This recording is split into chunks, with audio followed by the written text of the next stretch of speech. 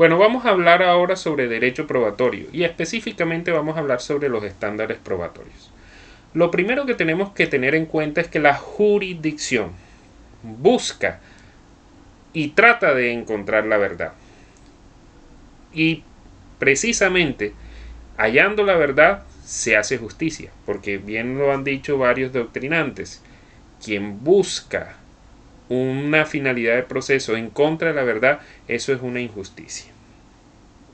Sin embargo, precisamente hay situaciones en las cuales la verdad no coincide con la verdad probada dentro del proceso. Entonces encontramos una persona que es responsable penalmente por el homicidio de otra persona.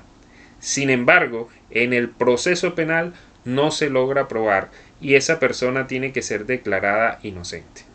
Aquí en esta situación encontramos precisamente la problemática del análisis de la prueba y de la importancia de las pruebas. Las pruebas como tales para buscar la verdad tienen unas limitaciones. La primera limitación es la limitación del tiempo. No se le admite a un juez realizar un juicio interminable. Los procesos tienen que ser rápidos, justos y con un término establecido, porque de lo contrario duraríamos años y años y años en un proceso sin que se termine. Entonces, para eso se han establecido las oportunidades probatorias. Y las oportunidades probatorias son aquellos momentos en donde las partes pueden allegar las pruebas y donde el juez puede decretar pruebas para efectos de que se ponga un límite de tiempo tanto para la práctica de pruebas como para la posibilidad de que alguna de las partes ingrese una prueba. Así las cosas, si hay una prueba que no ingresó al proceso, ya no puede ser tenida en cuenta. Así la prueba tenga la posibilidad de probar una situación diferente. Hay la posibilidad excepcional de sugerirle al juez que practique esa prueba para efectos de que se pueda mejorar la situación de las partes dentro del proceso. Sin embargo, no es la regla general, sino es una excepción. La regla general es que las partes, demandado, demandante, fiscalía, defensa, aporten sus pruebas en las oportunidades procesales establecidas en la ley, de tal manera que cumplidas esas oportunidades procesales y no se ingresan pruebas, esas pruebas ya no pueden ser tenidas en cuenta por el juez para analizarlo dentro del proceso. La segunda limitante es la legalidad, y la legalidad implica dos cosas. Primero, que cada prueba debe ser practicada de acuerdo a una ritualidad. Y si esa ritualidad no se cumple, pues esa prueba también no puede ser tenida en cuenta. Y la segunda es cuando esa prueba vulnera derechos fundamentales. Así las cosas, si se logra establecer que una persona mató a otra, pero a través de una prueba ilegal, es decir, se tortura a una persona para que le diga a la policía quién fue el que mató a la persona encontrada muerta, nos encontramos precisamente frente a una prueba ilícita. Así haya encontrado la verdad de lo ocurrido, esa prueba no puede ser tenida en cuenta porque vulneró los derechos fundamentales de una persona. Entonces ahí tenemos las dos principales limitantes que encuentra el juez en esa búsqueda de la verdad. Primero, el tiempo, y segundo, las limitaciones de la ley y específicamente la prohibición de vulnerar derechos fundamentales. Hay otras situaciones que también pueden generar, digamos, limitantes a esa búsqueda de la verdad, y esas limitantes pueden ser de orden legal, como por ejemplo una formalidad que se requiera para determinada prueba. Es decir, si una persona quiere probar que es el representante legal de una empresa, pues existe el certificado de la Cámara de Comercio que establece la representación de la empresa ante toda la sociedad. También encontramos algunas formalidades como por ejemplo no se puede probar el estado civil de una persona sino con el registro civil de esa persona. Entonces esas son las limitantes que se tienen, digamos, dentro del tema de las pruebas para hallar la verdad. Entonces, cuando nosotros encontramos que existe una verdad, por decirlo de alguna manera, de lo ocurrido y una verdad procesal, encontramos que existen dos versiones de las cosas y pueden compaginar o pueden ser contradictorias. Así entonces nos encontramos con los estándares probatorios. Y esos estándares probatorios significa cuál es la medida que tiene el juez para darle credibilidad o para decir que un hecho realmente ocurrió a partir de la prueba. Es decir, estamos hablando de una medida así como si fuera un metro. Si usted llega a ese metro, se establece que ese hecho ocurrió. Entonces, cuando estamos hablando de estándares probatorios es qué se le exige al juez que diga, o qué se le exige a las partes para que el juez falle a su favor de acuerdo con las pruebas aportadas. Entonces, ¿qué hace el juez? Analiza la prueba traída por la parte, establece cuál es el parámetro para establecer que ese hecho ocurrió o no ocurrió. Y esto es un tema de lógica y es una situación que es si el hecho es verdadero o es falso, si ocurrió o no ocurrió. Y en ese sentido, cuando digamos la prueba alcanza ese valor de credibilidad, llega al estándar y se establece que en efecto ese hecho ocurrió y es verdadero. Ahora, viene aquí, digamos, casos en los cuales, como les dije, existen dos teorías, dos tesis. Y por un lado está la tesis de la defensa y por el otro lado está la tesis de la fiscalía. Entonces, para la fiscalía el hombre lo mató, para la defensa él no estuvo en el lugar de los hechos. Esas son las dos tesis y son dos tesis totalmente contradictorias. ¿Qué tiene que hacer el juez? Tiene que determinar de esas dos tesis cuál es la que es verdadera desde el punto de vista lógico, desde el punto de vista de la prueba. Entonces, se practica una prueba y se establece la consecuencia de esa prueba. Cuando se establece esa consecuencia de esa prueba, la conclusión será ¿es verdadero o es falso? Y aquí vienen los estándares probatorios. Los estándares probatorios podemos hablar, por ejemplo, de la probabilidad prevalente, que es lo que se utiliza en civil, de la prueba clara y convincente y del más allá de toda duda razonable. Entonces, el juez de manera lógica, cuando ve las dos posiciones y cuando ve esas dos posiciones, analiza la prueba que tiene las partes para determinar si la persona estaba o no estaba en el lugar de los hechos y si la mató o no la mató.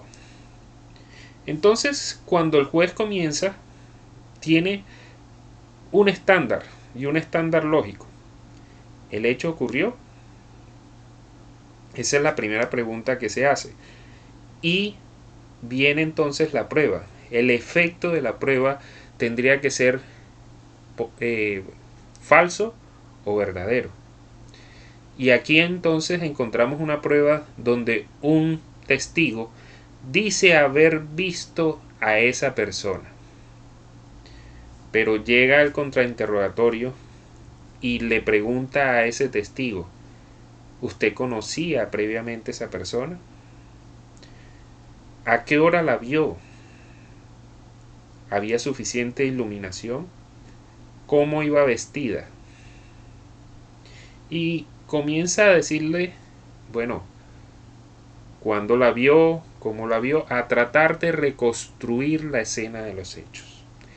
Y cuando ese testigo desarrolla todas esas, o digamos contesta todas esas preguntas, viene la otra situación. Viene si en efecto lo que está diciendo el testigo es lógico y va acorde con otras pruebas que se encuentran dentro del proceso. Entonces, el juez tiene que hacer un proceso lógico en el cual analiza el contenido de la prueba, revisa su coherencia y posteriormente revisa esa prueba respecto del resto del material probatorio que tiene a su mano. Entonces, cuando hace ese análisis, puede concluir si es verdadero o es falso que esa persona se encontraba en el lugar de los hechos. Entonces, si esa persona afirma conocer previamente al supuesto sospechoso que mató a esa persona y determina que en efecto ese día llevaba gafas y el sospechoso no llevaba gafas, ya hay una incoherencia dentro de la situación de la prueba. ¿Realmente lo conocía? Pero si había otro testigo que también dijo, no, es que él no estaba usando gafas porque las dejó en su casa, entonces se confirma ese hecho y se determina que el sospechoso esa noche en el que se cometió el homicidio no llevaba gafas. Y eso va en coherencia con lo que dice la prueba y con el resto del material probatorio. Entonces ahí comienza el juez a plantear que el hecho es verdadero y que la posibilidad de que esa persona usara gafas en ese momento es un hecho cierto. Y como es un hecho cierto, y lo recordó el testigo, entonces podemos encontrar que el testigo sí está diciendo que esa persona ese día estaba en el lugar de los hechos. Entonces se va confirmando los temas y entonces encontramos varios estándares respecto de qué es lo que debe hacer el juez para confirmar si algo es cierto o no es cierto. Entonces se plantea el primer estándar, que es la probabilidad prevalente. Y esa probabilidad prevalente significa que más del 50% puede darle credibilidad, o sea, más del 50% de que se haya ocurrido el hecho de acuerdo con la prueba, uno podría decir que el hecho entonces es cierto. Entonces, aquí hay un tema de probabilidad y la probabilidad comienza a jugar un factor porque no estamos hablando de certeza y ahí tenemos que hablar precisamente de varios campos. Cuando estamos hablando de una escala de cierto e incierto, encontramos cierto, probable, posible e incierto. Entonces, cuando tenemos esta escala, encontramos que si la persona hay certeza de que ocurrió algo, pues ahí hay un patrón de que eso es cierto. Pero cuando comenzamos a ver que hay probabilidad, estamos hablando de que nos estamos acercando a cierto y esa situación podría de que es lo más probable que hubiese ocurrido. Y en este estándar probatorio, que es la probabilidad prevalente, se requiere que sea la probabilidad por encima del 50% y en ese orden de ideas se declara probable y muy posiblemente cierto. Después vendría la posibilidad y lo incierto, de tal manera que si nos quedamos en ese campo de la posibilidad o de lo incierto, el hecho entonces se descarta y no ocurrió. Ese, digamos, sería la valoración inicial que podríamos utilizar en esa escala. Entonces, incierto, posible, probable y cierto. Entonces, podemos encontrar que cuando existe la probabilidad de que un hecho ocurrió y que la contratesis o la tesis contraria de que no ocurrió esté por debajo del 50%, podemos afirmar que ese hecho ocurrió. Ahora bien, cuando la probabilidad es baja y la probabilidad de que su contraria también haya ocurrido, hay otro parámetro probatorio o otro estándar probatorio que se llama la prueba clara y convincente, que exige una probabilidad superior al 75% o al 70% para efectos de que se declare que ese hecho realmente ocurrió. Ahora, en materia penal se utiliza más allá de toda duda razonable, y ahí se entiende que tiene que exigírsele a un hecho para ser cierto más allá de un 80% de probabilidad. Ahora, ¿cómo se analiza ese tema de la probabilidad? Hay una probabilidad lógica y una probabilidad cuántica. Cuando estamos hablando de una probabilidad lógica, estamos hablando de las leyes de la lógica y de la experiencia. Cuando encontramos un piso mojado, lo más probable es que haya llovido. Cuando un homicida ha matado a alguien de una distancia cercana, lo más probable es que haya dejado un mapa. Así las cosas, si no deja mapa, tendríamos que determinar que inicialmente el homicidio no se cometió a una distancia corta. Sin embargo, pueden haber excepciones. Por ejemplo, hay un caso muy sonado que es el caso de Sherlock Holmes. Sherlock Holmes llega a un pueblo y hay un revuelo porque hubo un hurto de un caballo en un granero. Sherlock Holmes pregunta: ¿a quién están procesando? Es un extranjero. Y entonces Sherlock Holmes pregunta: ¿ese establo habían perros? ¿En ese establo habían perros? Y contesta: sí habían perros. ¿Los perros ladraron? No. Suelten al extranjero. ¿Cuál es la deducción lógica que él hace? Que si la persona es un extraño, lo más probable es que los perros hubiesen ladrado. De esta manera entonces encontramos que lo más probable es que no haya sido el extranjero sino un conocido. Entonces, eso es una deducción lógica y es una deducción basada en las leyes de la experiencia. Entonces encontramos precisamente el estándar probatorio donde podemos encontrar que el 60 o digamos más allá del 50% estamos hablando precisamente de un proceso más o menos civil donde se le exige más del 50%. Se puede decir que ese hecho entonces ocurrió. Pero cuando estamos hablando de delitos necesitamos más allá de toda duda razonable. Y tendríamos que preguntarnos si a los perros estaban dormidos o no estaban dormidos. Y si a los perros le dieron alguna droga que los pudo haber dormido y por eso no ladraron. Entonces ahí viene, digamos, toda la controversia para determinar si ese hecho es cierto o no, de que lo más probable es que haya sido un conocido el que se robó el caballo.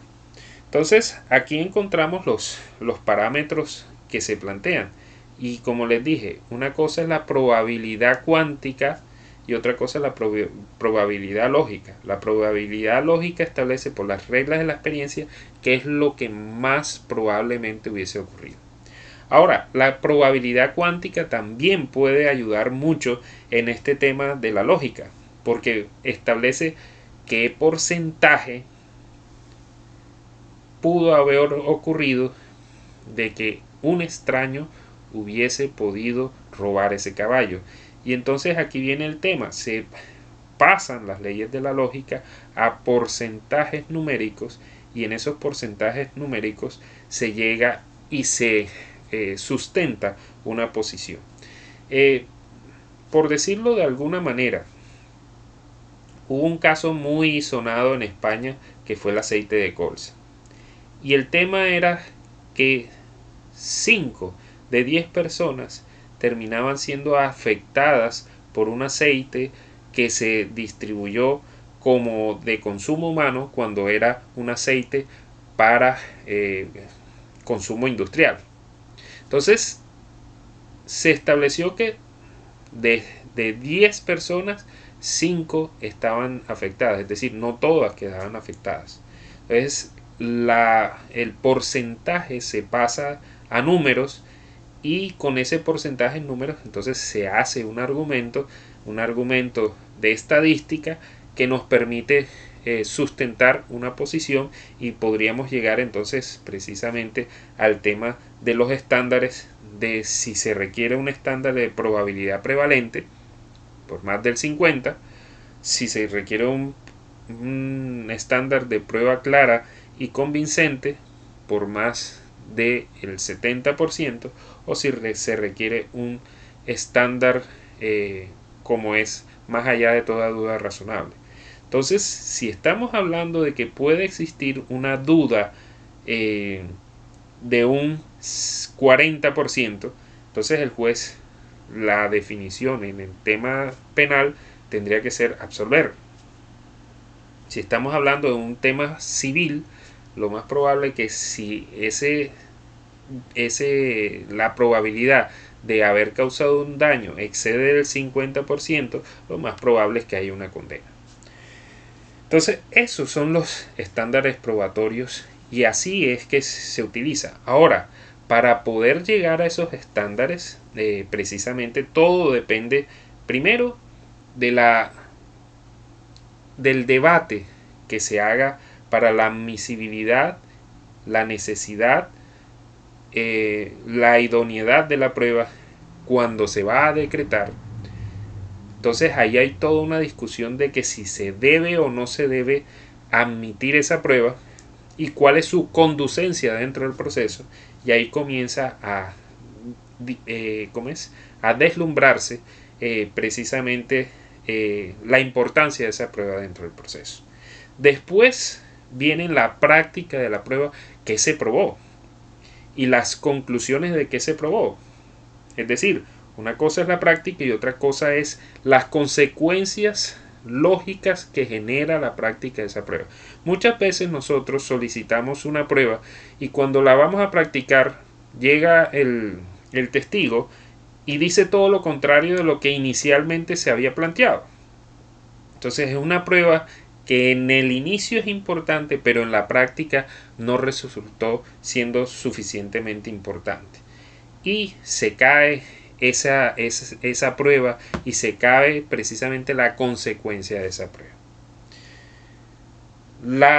El otro momento del análisis de la prueba es, luego de practicarla, se le da traslado a las partes y se hace la conclusión. En ese alegato de conclusión que hacen las partes, pues comienza a haber nuevamente el debate probatorio, donde las partes van a sustentar ante un juez cuál es la importancia de esa prueba y qué se probó en ese proceso. Por último, no por último, sino que viene el juez con las alegaciones de las partes, con la práctica de las pruebas, y emite una sentencia. En esa sentencia el juez tiene que hacer el análisis probatorio y tiene que determinar qué se probó y por qué se probó y qué fue lo que no se probó. Entonces el juez comienza a hacer un análisis donde dice: esto es cierto, esto es falso, esto es verdadero, y comienza a analizar cada una de las pruebas, como les dije, de una manera individual, pero también en conjunto con las demás pruebas, para determinar si en efecto esas pruebas logran determinar si algo es verdadero o falso.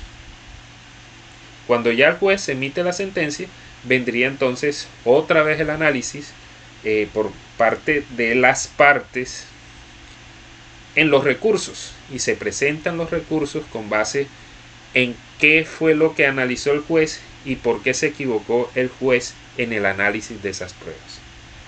Ya posteriormente vendría entonces otro recurso, otra sentencia, que es la sentencia de segunda instancia, donde analizará los argumentos de las partes, y posteriormente, si hay casación o hay tutela, y esa tutela y esa casación tienen que ver precisamente con errores de hecho, es decir, con errores en el análisis de pruebas, entonces vendría nuevamente ese análisis de las pruebas teniendo en cuenta el raciocinio lógico y los estándares de prueba que se tendrían en cada uno de los procesos. Entonces, así queda explicado el tema de los estándares probatorios y su importancia para hallar la verdad y la justicia.